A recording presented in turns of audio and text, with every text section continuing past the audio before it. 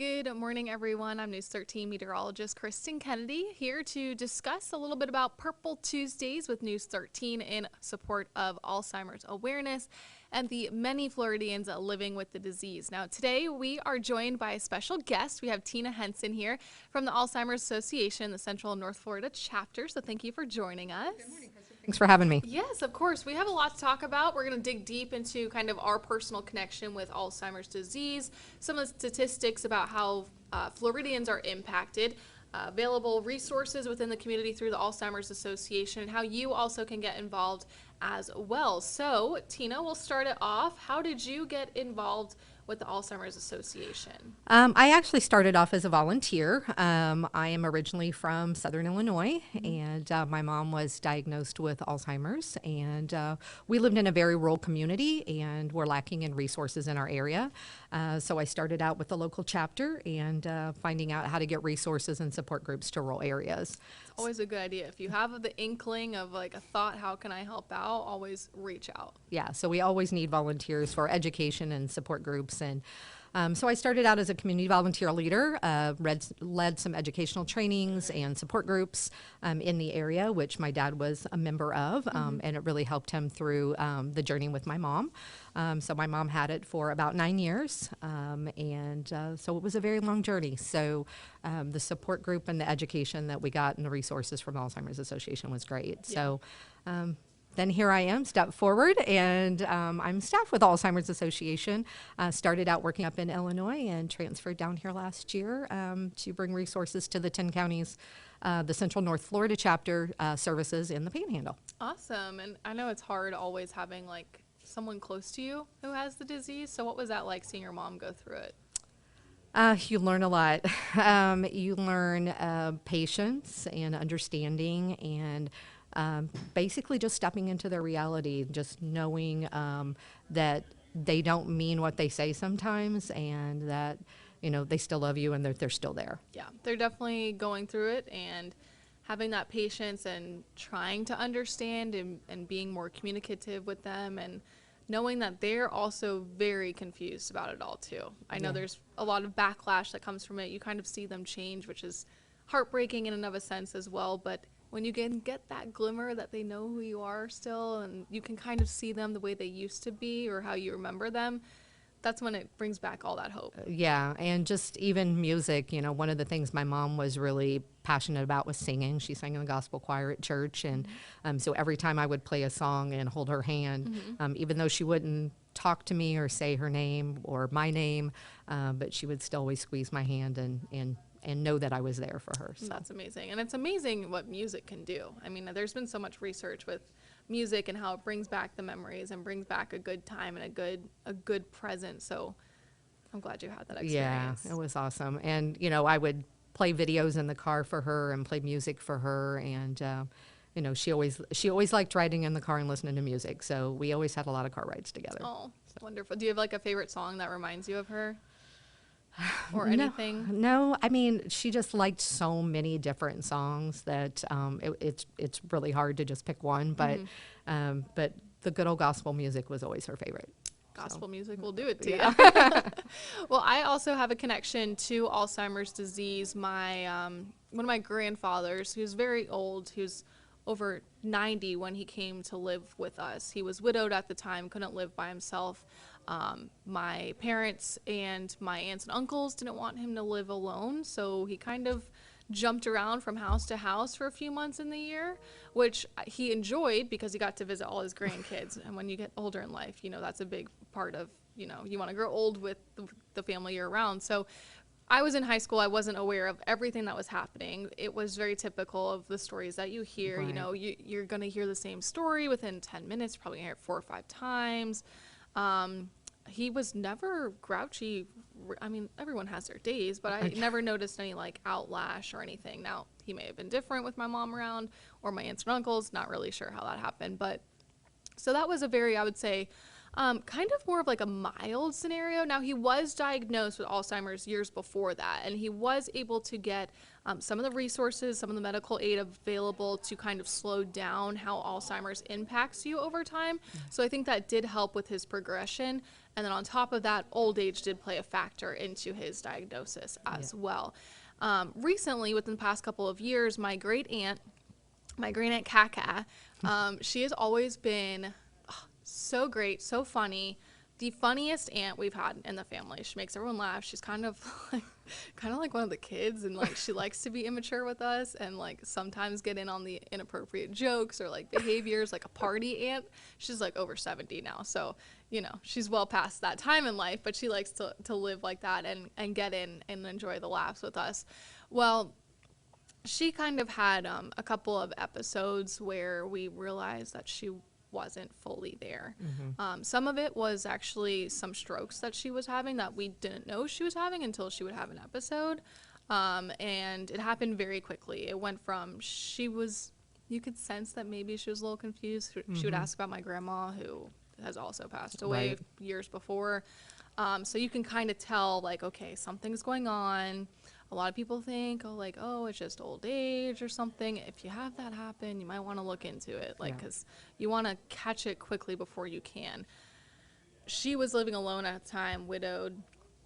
My granddad, no relation, blood relation. They were just best friends their whole life. My aunt and my grandma had passed away. And so she had an accident, like a car accident. No one was hurt, but she was very confused, didn't know what was going on. She thought it was a holiday. She thought kids were in the back seat. No one was in the back seat. So she had a real serious incident that went to the doctor, got diagnosed with Alzheimer's. Her brain scans did not come back well either, and she was deemed that she couldn't live alone.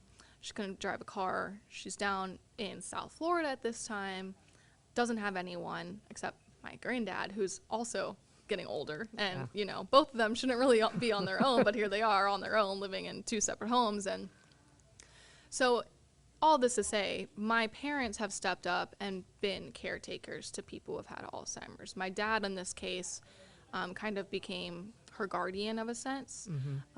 He had to put his life on hold, his job on hold, go down to South Florida, try to figure out how to sell her house, where she's going to go. All this happened before the pandemic, so she ended up moving back to Georgia with my family, and lived with my family for several months. Pandemic happened, could not get her into any type of memory care home, so she was living with my family for a long time, which, family, we love them, you know, but it's different when you have someone who has a medical condition and needs certain things that you can't provide all the time when you also are working, you yourself have kids to take care of, like my parents did at the time. And then on top of that, you are seeing this person that you love just transform into someone you don't fully recognize. So you have the mental, emotional, physical taxation of seeing and dealing with all of this on top of your own normal life that causes stress in and of itself too. So fast forward back a year or so later, she's now in a great location, an elderly living community, in which case she does have nurses nearby if she needs them. She's doing well health-wise. She does have her days when she's doing well and other days that she's not doing well. I don't live at home anymore, so I'm down here in Florida, so I don't get to experience it like my family members do, but my parents will check her out a couple times a week, bring her to the house, have her over for dinner, kind of add some normalcy, or at least make her feel like she's going out and doing something. When I talk to her on the phone, I get the same thing. You know, usually we're having the same conversation within 5, maybe 10 minutes. I know at this point what she's going to ask me, which is great because now I know how to answer it. But I try to bring up some things that she might remember. A lot of the time, she doesn't know what day it is. She thinks it's about to be a holiday that it's not. So she'll be like, oh, we're getting ready to go to Christmas Mass next week. It's like, you know, you don't correct them. You just let them think whatever they want. You're like, yeah, sure. Like, so that's kind of right now the biggest thing pulling on my heart is seeing her and how she has changed. And especially when I do go home and I do get to see her and hang out with her, it feels like it's back to normal. Obviously, there's things that have changed about her, but it's really sad because I will see her and, like, she's not Aunt Cat. Like, she's not what she used to be. She's not the bright ball of light, the laughter. She will laugh, and, you know, she does have these things. But you can tell now versus then, it's very different. Yeah. Which is just, it's just hard to deal with. And I'm removed from it. I don't live there. I don't see it all the time. But for, you know, my parents, my brothers who are around when she's around, or seeing how things are changing or getting updates, it's really stressful on everyone too. So it's really important that, I mean, I would like to just educate everyone on how this happens, or what people can do to try to find a cure. There's no cure right now. There's no cure. It's a cognitive mental disease that can happen to you when you're older. It can happen to you when you're young. There's very early diagnosis of it too. So really just getting the word out there. And I know a lot of people know someone with Alzheimer's or other dementia. I feel like the older you get, unfortunately, it just attacks more and more people. Right. And we do have, you know, that's one of the things that we're really working on is our partnership with the Florida legislature and our brain bus. So if you aren't aware of our brain bus, we have an RV and a van that travel around the whole state of Florida. And that's really to bring us research and information on early detection, risk reduction, in brain health. So kind of spotlighting that for Brain Health and Awareness Month is that the brain bus goes around. And I'm happy to report that just this week we have hit every county in the state of Florida this year. So the brain bus just Getting recently, those miles in. just recently came up to the Panhandle, and we visited all 10 counties that are in the Central Time Zone. That's kind of my territory. So I was very excited about that. Off the list. Yeah. So, you know, just trying to get those resources out there. You know, I mean, the numbers speak for themselves. Right now in Florida, we have over 580,000 Floridians that are living with the disease, along with just right here in our local communities, so Bay County, Gulf County, Walton County, almost 12% of the population are living with Alzheimer's. Which is a big number. I mean, that's about 1 in 10 people. Yeah. And some of them don't even know it too. Right. So that early detection is real important, and, you know, our outreach that we're getting into the hospitals and getting with our healthcare professionals, so that when people come in, they get that early diagnosis. So if you do see that in your loved ones, please, when you take them to the doctor, mention it to the doctor and let him know so he can do a cognitive assessment. Yeah, I think that's really important too. If you kind of sense something, or you might even have just a question about it, or like an inkling, maybe a little bit paranoia, whatever it is, take that loved one or individual to a doctor, and they can do more screening to figure out if that's something to really be concerned about. And there's a lot of things you can do to, like, I mean, I guess risk mitigation, right? Right. Some puzzles. I mean, I don't know. Physical exercise, break a sweat. I know. Kristen, you're doing that right now. I am. So I have this challenge that I'm doing for myself and my fundraising team, which is very exhausting. So my goal is to raise $5,000 for the Walk to End Alzheimer's in October. And for every $25 I raise, I'll be running a mile. So if you do the math, that's about 200 miles to run by the end of October. I'm glad it's her and not me.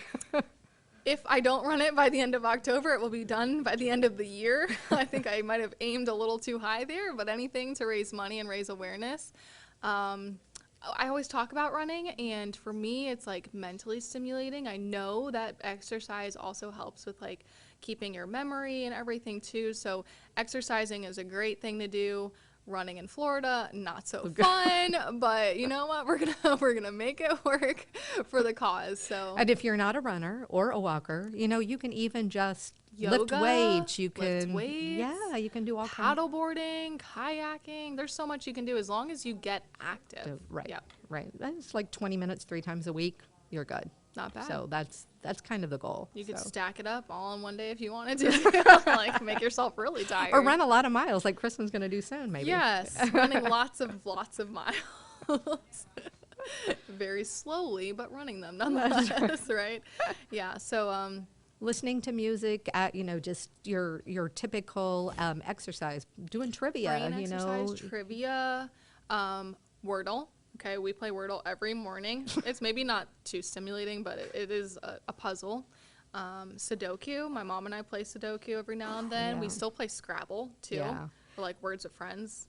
And those of you who read, you can always switch up what you read. Like if you're a murder mystery reader, then read something totally different, just kind of put in a little diversity and don't get stuck in the same thing. In the same pattern. I do that sometimes, and let me tell you, some books I read, I'm like, isn't this the same storyline as another I think book I've already read read? this. Like, Yeah. what? Doesn't this end this way? Yeah. So keeping your mind mentally like stimulated and doing something is always going to help exercise your brain as well as your body too. Yeah. And just those little bouts that you have. Sometimes you walk into a room and you go, oh, why did I walk in here? But then you backtrack and then you realize, oh, now I know why I walked in there. Don't worry about that. I was going to say, now you're going to have everyone concerned because everyone at home is like, oh my gosh, I me. do that all the time. No, that's a good thing. That just means that you're overstimulated with other things. Yeah, So. and then you're also aware that's happening too. It's not like you're just, what? I heard a story once about tabs in your brain. You can only have so many tabs open in your brain at a time. And so when you think of one thing and you walk in, if you've got too many tabs open, you might forget it for a minute. So you got to close a tab, backtrack, and start over. I talked to this with my mom too. I'm like, Mom, I live by like a to-do list. Every day I have like a to-do list. I was like, is that bad? Like, because sometimes I do get concerned that I'm on a very weird shift and like a very early morning shift. So sometimes I'm worried that I don't remember things. And then, my connection to Alzheimer's in the back of my head. I'm like, oh my gosh, what if this is a thing? Which I don't really think it is. I think it's just I get tired very easily on this shift, so I do forget more naturally. But having like these things that you can do to try to kind of maybe keep your brain active, keep you kind of where you need to be. I'm losing my words this morning, but do you kind of see where I'm going there? Yeah.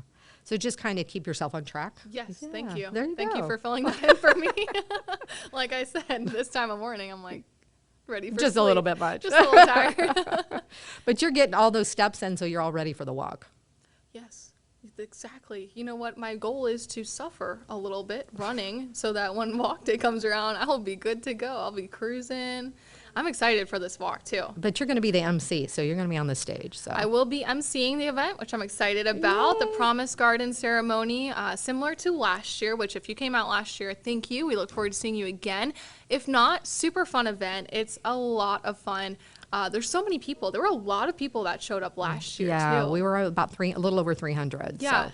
and it's at Northwest Florida State College in Niceville, so not too far away from this side of the Panhandle. It's about like an hour maybe from Panama City. Not bad. Niceville's a wonderful community as well, and Northwest Florida State College. I had never been there until last year, and it's beautiful. It is. It's really nice, and they do a really good job for us. And you guys can take that scenic drive down 98 to come back home. So You can. You got to hit the not traffic though. Yeah, Take it. it'll there. be fall, so it won't be too bad. That's true. That is very true. It is at a little bit later a date when maybe some of the tourists. Yeah, are. and I did make it an hour later for the people that don't get up so early like you do. Okay. Well, you might cut into my mid-morning nap time. Yeah, I'm just kidding. It's okay. Just kidding. No. Yeah. So we would love to have you guys come join our walk, the Walk to End Alzheimer's. That will be October 29th at Northwest Florida State College in Niceville. You can see it here on the screen. Look at how much money has been raised so far. That's pretty good.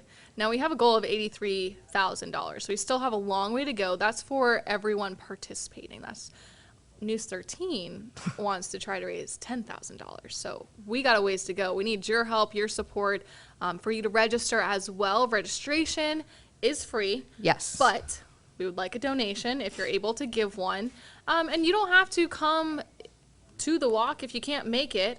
You can also walk virtually. You can walk whenever you want. Just let us know who you're doing it in honor of, and maybe snap a picture and share it with us on that'd be social great. media. Yeah. Hashtag #EndALZ. Right. End Alzheimer's. That's the trend. It's what cool kids are doing these days.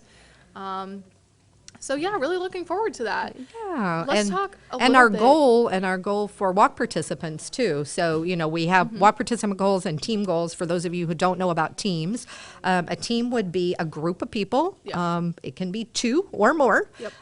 that want to walk together for a common cause. So with your News 13 team, that's all of the We'll support have the from. station and whoever else wants to join our team. Yeah, and more than so if welcome you're to. a viewer of Channel 13 and you don't have a personal connection but you would like to join, you can Yeah, you join want to their support team. the cause and find a cure with us, you're more than welcome to join our team. Just search News 13 there on the website.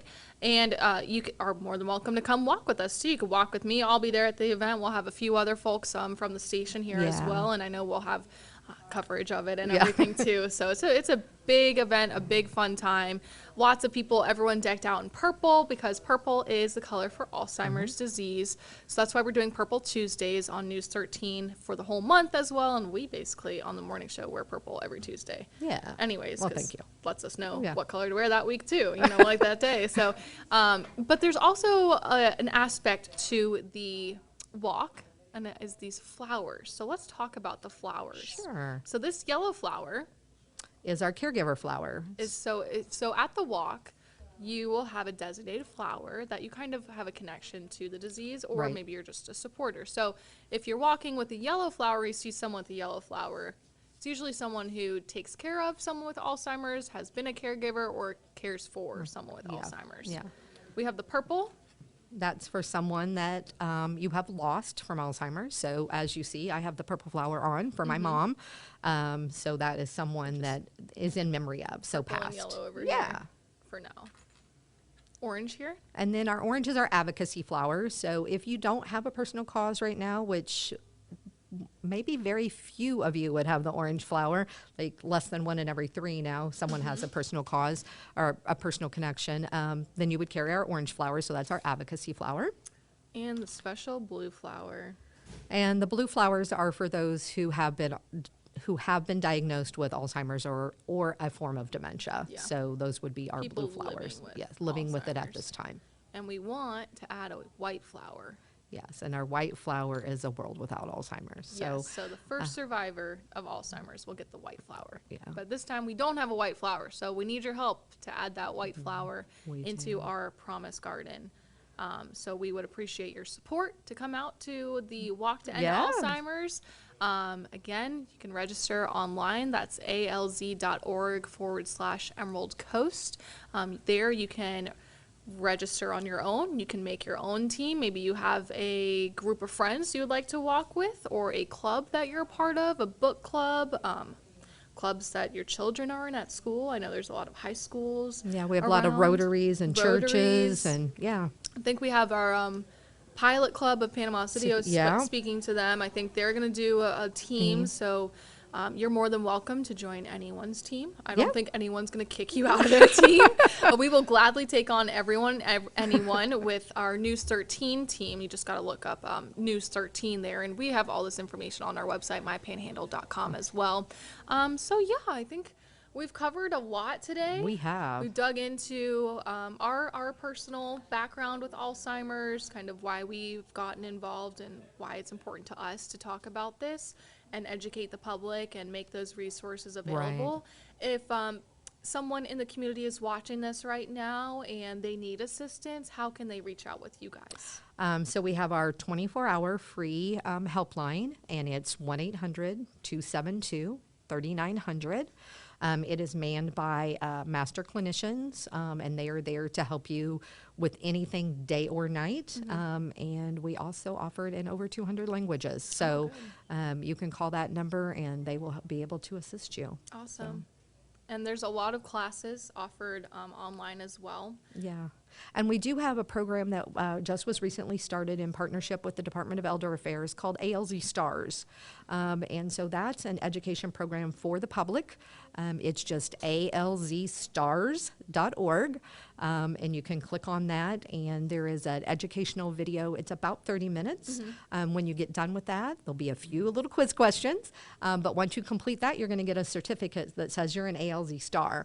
And so we're really hoping that we have a lot of stars in Florida to really help us spread the word and to advocate for those over 580,000 Floridians that are living with the disease. A lot of Floridians. I think you said, isn't it like the second most? We're the second largest prevalence in the country. Gosh. Yeah. Yeah, we gotta do what we can to bring that number down for sure. And when you think about caregivers, and it's caregivers like almost double that. Right, or triple. It's a little over 800,000 just in Florida. So you were talking about your grandpa or your aunt, and that 2 or 3 people were caring for her. So you've got 3 or 4 people caring for just one person. Yeah, you have a lot of people usually, especially if it's takes family a team. members who are relying on taking care of that person. You got to do what you got to do. So yeah, we always say dementia is a team game. So it is. So it takes a team, and And that's why we have teams at the walk. And so, that's why we're doing the walk together. Yeah, Awesome. Well, thank you so awesome. much for joining us Thank this you. morning. We have a lot more to talk about this month. I am setting up some interviews, special guests to have here for these segments. We are going to chat with one of the medical professionals with your chapter. Yes, correct? Stephanie. And then an individual living with Alzheimer's and her caretaker. Correct. And we're also trying to work on some programs with the Bay County Sheriff's Office and possibly having the Pilot Club come in as well. There's still a little work in progress there, but Yeah. a lot of different aspects to highlight, kind of give some different perspectives on the disease and how it's impacting Floridians right here in the Panhandle, Yeah. and what we can do to kind of educate the public, have those resources available, kind of like a big outlet for Alzheimer's. You can find it right here, wherever we're streaming. I know we're on Facebook right now, and we're also, I think, on mypanhandle.com. So all this information will be available there, especially on our website. If you go to the features tab, there's an Alzheimer's awareness section, and anything you need to know, any updates we have, any news that comes out, it's all going to be listed there as well. And if you're interested in volunteering, you can always click on the website that you will be directed to. There's a button that says I'm interested in volunteering. If you just click on that, we'll get in touch with you because maybe your passion is education or helping in support groups or even helping on a day of an event. So we're always looking for volunteers. There you go. That's the volunteer button she's talking about. Yeah. Yeah. So lots of different ways to get involved: volunteering, learning and educating and spreading the word, doing the walk with us. We'll have all this information again on mypanhandle.com, but I think we're going to wrap it up for today. And we will have another one of these special digital programs, I believe, next Tuesday. Probably around the same time. I'm going to try to aim for like the 9 to 10 a.m. Central Time time frame. So if you're interested, we hope we'll see you then. Yeah, thank you so much. Yeah, thank you.